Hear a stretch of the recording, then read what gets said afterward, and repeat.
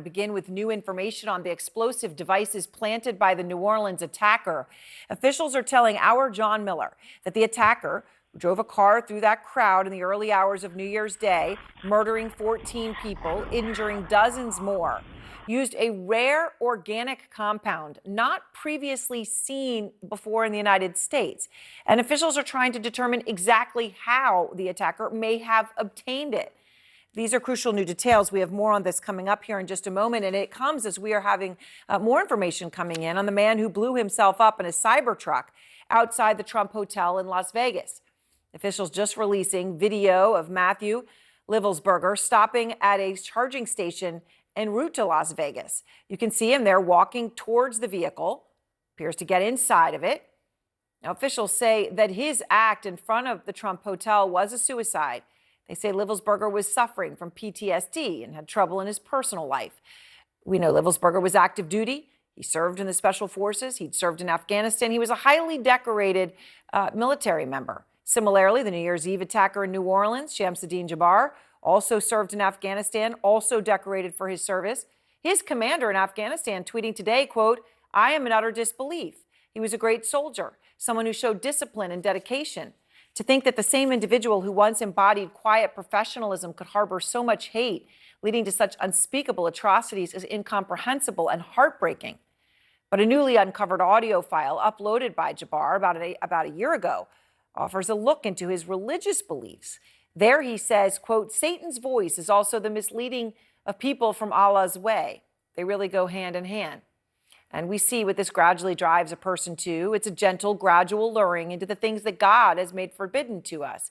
The intoxicants like marijuana, alcohol, sedatives, opioid stimulants, and others. But despite the military and service similarities between the two attackers, officials say that the two incidents are not connected. But still tonight, law enforcement is on high alert as the Department of Homeland Security and the FBI are warning of possible attacks.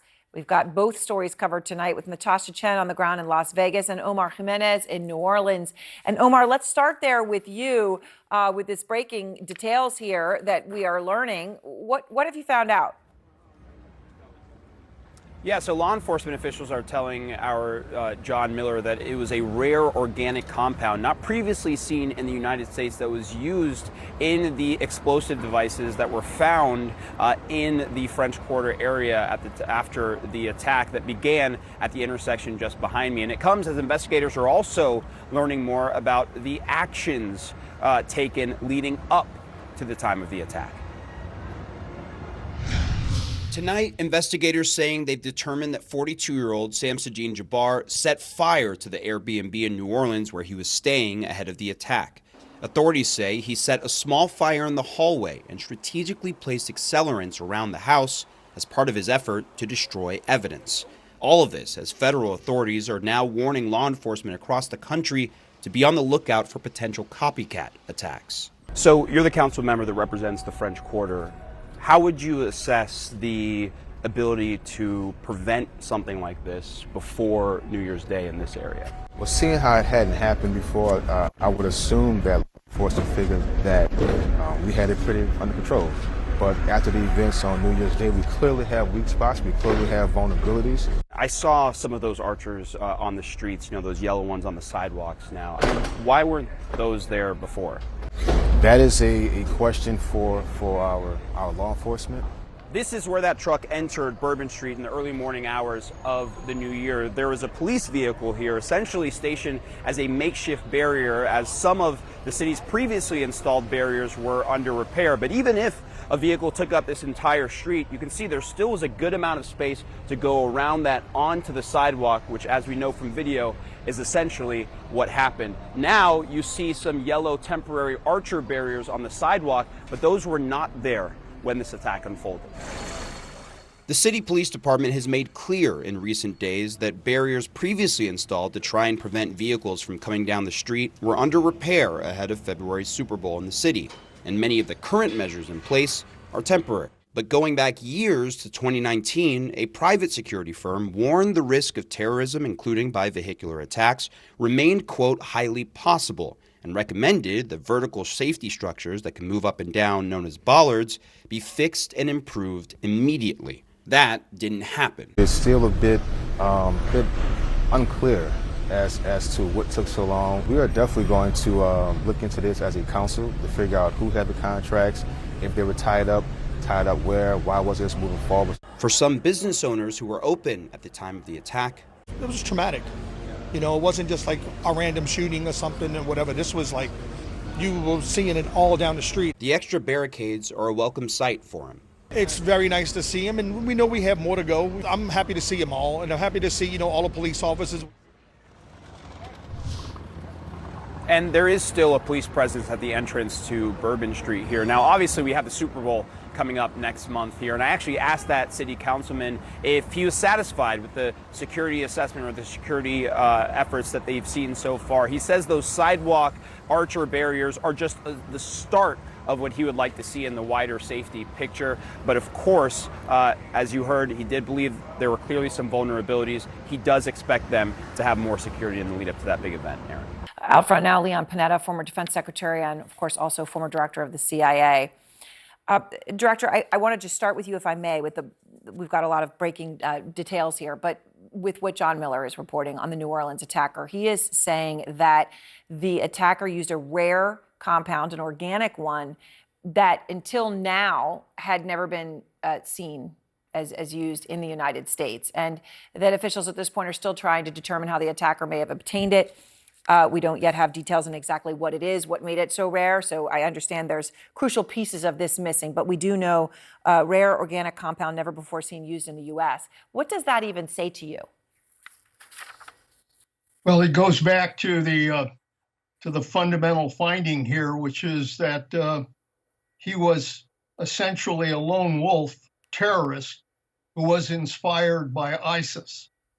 And what that means is that in many ways, even though there may have been nobody to connect with them directly, that being inspired by ISIS and following ISIS, and if ISIS was aware that there was this lone wolf that was operating in this country, I think there has to be a very careful investigation as to how a compound that resulted in or that could have resulted in additional explosions, how that found its way into his hands. I think it is something we've got to pay attention to, because I think this is a dangerous moment if we're facing other lone wolf terrorists in this country.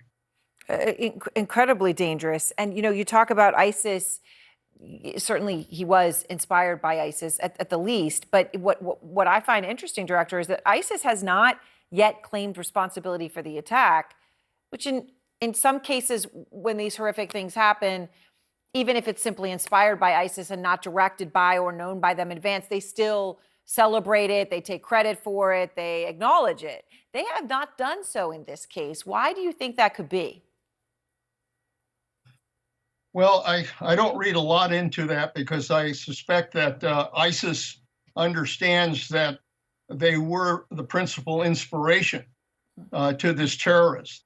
And if that's true, and if there are others like this individual who are being inspired by ISIS, they're not going to step out there and claim a lot of credit at this point in time. So I don't think we can read a lot into ISIS not claiming credit.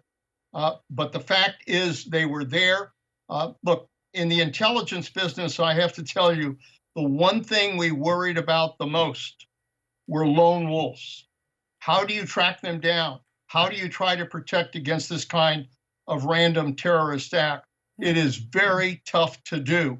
And that's why when it happens, it's got to raise a lot of concern about whether or not intelligence and law enforcement are paying enough attention to the potential for other lone wolves. I remember this conversation, having it with you so many years ago, when you said this was your largest, your single biggest concern.